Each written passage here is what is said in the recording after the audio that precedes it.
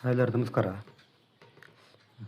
ಇವತ್ತಿನ ಒಂದು ವಿಡಿಯೋದಲ್ಲಿ ರಾಹು ಗ್ರಹ ಕೆಲವು ನಕ್ಷತ್ರಗಳಲ್ಲಿದ್ದಾಗ ನೀವು ಎಚ್ಚರಿಕೆ ವಹಿಸಬೇಕು. ಕೆಲವು ನಕ್ಷತ್ರಗಳಲ್ಲಿ ರಾಹು ಕೆಲವು ನಕ್ಷತ್ರಗಳಲ್ಲಿದ್ದಾಗ ನಿಮಗೆ ತುಂಬ ನೆಗೆಟಿವ್ ಫಲ ಕೊಡ್ತದೆ. ಆಗ ನೀವು ತುಂಬ ಒಂದು ಎಚ್ಚರಿಕೆಯಿಂದ ಇರಬೇಕು. ಕೆಲವು ಪಾಸಿಟಿವ್ ಕೂಡ ಕೊಡ್ತದೆ, ಬಟ್ ರಾಹು ಕೆಲವು ನಕ್ಷತ್ರಗಳಲ್ಲಿ ತುಂಬ ನೆಗೆಟಿವ್ ಫಲವನ್ನು ಕೊಡ್ತದೆ. ಅದು ನಿಮಗೆ ಜೀವನದಲ್ಲಿ ಕೆಲವು ಸಮಸ್ಯೆಗಳನ್ನು ಉಂಟು ಮಾಡಬಹುದು. ಆ ಕಾರಣ ನೀವು ತುಂಬ ಇದ್ರ ಬಗ್ಗೆ ಮುನ್ನೆಚ್ಚರಿಕೆ ವಹಿಸ್ಕೊಂಡ್ರೆ ತುಂಬ ಒಳ್ಳೆಯದು. ಅದು ಯಾವ ಥರ ಅಂತ ನೋಡೋಣ. ಇದು ನಿಮ್ಮ ಕುಂಡಲಿ, ಇದು ನಿಮ್ಮ ಜನ್ಮ ಕುಂಡಲಿ. ಈ ಕುಂಡಲಿಯಲ್ಲಿ ರಾಹು ಏನಾದರೂ ಸ್ವಾತಿ ನಕ್ಷತ್ರದಲ್ಲಿದ್ದರೆ, ಸ್ವಾತಿ ನಕ್ಷತ್ರ ಅಂತಂದರೆ ಇಲ್ಲಿ ಬರುತ್ತೆ ತುಲಾ ರಾಶಿಯಲ್ಲಿ.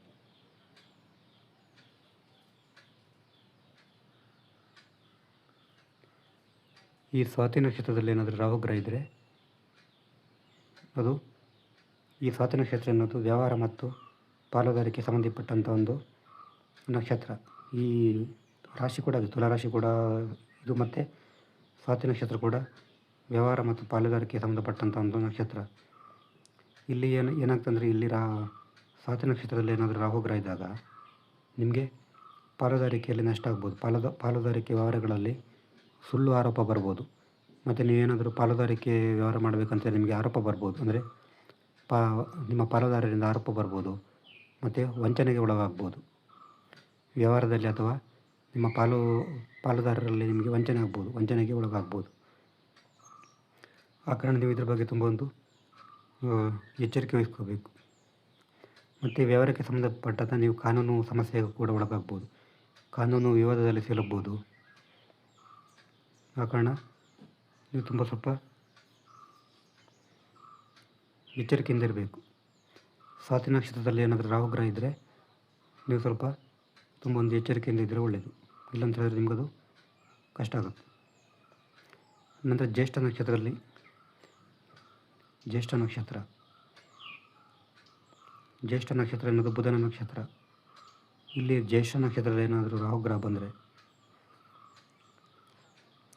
ಜ್ಯೇಷ್ಠ ನಕ್ಷತ್ರದಲ್ಲಿ ಏನಾದರೂ ರಾಹು ಗ್ರಹ ಬಂದರೆ ಅದು ರಹಸ್ಯ ಸಂಬಂಧ ಕೊಡ್ಬೋದು ಮತ್ತು ಗೌಪ್ಯ ಮಾಹಿತಿಯನ್ನು ಸೋರಿಕೆ ಮಾಡುವಂಥ ಆರೋಪ ಬರ್ಬೋದು. ಕೆಲವು ಗೌಪ್ಯ ಮಾಹಿತಿಯನ್ನು ಸೋರಿಕೆ ಮಾಡುವ ಆರೋಪ ಕೂಡ ನಿಮ್ಮ ಮೇಲೆ ಬರುವಂಥ ಚಾನ್ಸು ಬಹುತೇಕ ಇರ್ತದೆ ರಾಹು ಏನಾದರೂ ಜ್ಯೇಷ್ಠ ನಕ್ಷತ್ರದಲ್ಲಿ ಬಂದಾಗ. ಮತ್ತು ನಿಮಗೆ ಇದು ಆರೋಪ ಬಂದು ನಿಮಗೆ ಸಮಸ್ಯೆ ಕೂಡ ಆಗ್ಬೋದು. ರಾಹು ಏನಾದರೂ ಶತಭಿಷ ನಕ್ಷತ್ರದಲ್ಲಿದ್ದರೆ, ಶತಭಿಷ ನಕ್ಷತ್ರದಲ್ಲಿ ಬರ್ತದೆ ಕುಂಭರಾಶಿಯಲ್ಲಿ. ಶತಭಿಷ ಇಲ್ಲಿ ಏನಾದರೂ ರಾಹು ಗ್ರಹ ಕೂತಿದ್ರೆ, ಶತಭಿಷ ನಕ್ಷತ್ರದಲ್ಲಿ ರಾಹು ಗ್ರಹ ಇದ್ದರೆ ಒಳ್ಳೆಯದು. ಕೆಲವು ವಿಷಯದಲ್ಲಿ ತುಂಬ ಒಳ್ಳೆಯದು. ಯಾಕಂದರೆ ರಾಹುವಿನ ಸ್ವಂತ ನಕ್ಷತ್ರ ಇದು ಶತಭಿಷ ನಕ್ಷತ್ರ. ಕೆಲವು ವಿಷಯದಲ್ಲಿ ತುಂಬ ಸ್ಟ್ರಾಂಗ್, ಬಟ್ ಇವರು ಕಾನೂನು ವಿವಾದಕ್ಕೆ ಸಿಲುಕಬಹುದು. ಇಲ್ಲಿ ಏನಾದರೂ ಶತಭಿಷ ನಕ್ಷತ್ರದಲ್ಲಿ ಏನಾದರೂ ರಾಹು ಗ್ರಹ ಇದ್ದರೆ ಇದು ತುಂಬ ಸೀಕ್ರೆಟಿವ್ ನಕ್ಷತ್ರ. ಇದು ಕಾನೂನು ವ್ಯವಹಾರಗಳಲ್ಲಿ ಸಿಲುಕ್ಬೋದು, ಕಾನೂನು ಸಂಬಂಧಿತ ವಿವಾದಗಳಲ್ಲಿ ಸಿಲುಕ್ಬೋದು. ಇವರೇನಾದರೂ ವೈದ್ಯಕೀಯ ಕ್ಷೇತ್ರದಲ್ಲಿದ್ದರೆ, ಇವರೇನಾದರೂ ಮೆಡಿಕಲ್ ಫೀಲ್ಡ್ ಡಾಕ್ಟರ್ ಆಗಿದ್ದರೆ ಇವರಿಗೆ ಆರೋಪ ಬರ್ಬೋದು. ವೈದ್ಯ ಆದರೆ ಇವರಿಗೆ ಆರೋಪ ಬರ್ಬೋದು. ಅಂದರೆ ಏನಾದರೂ ಒಂದು ಕೆಲಸ ಮಾಡೋಕೆ ಆರೋಪ ಬರ್ಬೋದು. ಅಥವಾ ಒಂದೊಳ್ಳೆ ಇವರು ವೈದ್ಯರಾಗಿ ಇರದಿದ್ದರೆ ಇವರಿಗೆ ವ್ಯಸನಿ ಈ ಥರ, ಉದಾಹರಣೆಗೆ ವ್ಯಸನಿಯಾಗಿ ಪುನರ್ವಸತಿ ಕೇಂದ್ರಕ್ಕೆ ಕಳಿಸಿಕೊಡೋದು, ಈ ಥರ ಎಲ್ಲ ಆಗ್ತದೆ. ನಂತರ ರಾಹು ಏನಾದರೂ ರೇವತಿ ನಕ್ಷತ್ರದಲ್ಲಿದ್ದರೆ, ರೇವತಿ ನಕ್ಷತ್ರ ಮೀನರಾಶಿಯಲ್ಲಿ ಬರುತ್ತೆ. ಇಲ್ಲೇನಾದರೂ ರಾಹು ಗ್ರಹ ಇದ್ದರೆ, ರೇವತಿ ನಕ್ಷತ್ರದಲ್ಲಿ ಏನಾದರೂ ರಾಹು ಗ್ರಹ ಇದ್ದರೆ ಇದು ಕೂಡ ತುಂಬ ಅಪಾಯಕಾರಿ ಆಗ್ತದೆ.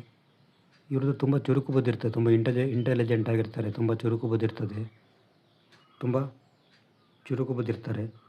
ಬಟ್ ಇಲ್ಲಿ ಆನ್ಲೈನ್ ಬಿಸ್ನೆಸ್ಸಲ್ಲಿ ಇವರಿಗೆ ಮೋಸ ಆಗ್ಬೋದು. ಆನ್ಲೈನ್ ವ್ಯವಹಾರದಲ್ಲಿ ಇವರಿಗೆ ತೊಂದರೆ ಆಗ್ಬೋದು ಮತ್ತು ಇವರು ವಂಚನೆಗೆ ಗುರಿಯಾಗ್ತಾರೆ. ಆನ್ಲೈನ್ ವ್ಯವಹಾರದಲ್ಲಿ ಅಥವಾ ಬೇರೆ ವ್ಯವಹಾರದಲ್ಲಿ ಇವರು ವಂಚನೆಗೆ ಗುರಿಯಾಗ್ಬೋದು. ಇದು ರಾಹು ಗ್ರಹ ಕೆಲವು ನಕ್ಷತ್ರಗಳಲ್ಲಿ ಕೊಡುವಂಥ ಒಂದು ಕೆಲವು ಅಪಾಯಕಾರಿ ಫಲಗಳು.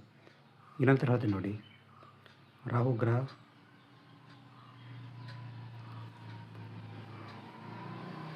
ಸ್ವಾತಿ ನಕ್ಷತ್ರದಲ್ಲಿದ್ದರೆ, ರಾಹು ಗ್ರಹ ಜ್ಯೇಷ್ಠ ನಕ್ಷತ್ರದಲ್ಲಿದ್ದರೆ, ಆಮೇಲೆ ಶತಭಿಷ ನಕ್ಷತ್ರದಲ್ಲಿದ್ದರೆ, ಆಮೇಲೆ ರೇವತಿ ನಕ್ಷತ್ರದಲ್ಲಿದ್ದರೆ ನೀವು ತುಂಬ ಜಾಗ್ರತೆ ಇಟ್ಕೊಳ್ಬೇಕು. ನಿಮಗೆ ಜಾತಕ ವಿಶ್ಲೇಷಣೆ ಮಾಡಬೇಕಂದ್ರೆ ನಮ್ಮದು ವಾಟ್ಸಪ್ ಸಂಖ್ಯೆ 70906 37 934 ಈ ನಂಬರಿಗೆ ವಾಟ್ಸಪ್ ಮಾಡಿದರೆ ಜಾತಕದ ಬಗ್ಗೆ ತಿಳಿಸಿಕೊಡ್ತೀನಿ. ನೆಕ್ಸ್ಟ್ ಹೊಡೆದರೆ ಬೇರೆ ನಮಸ್ಕಾರ.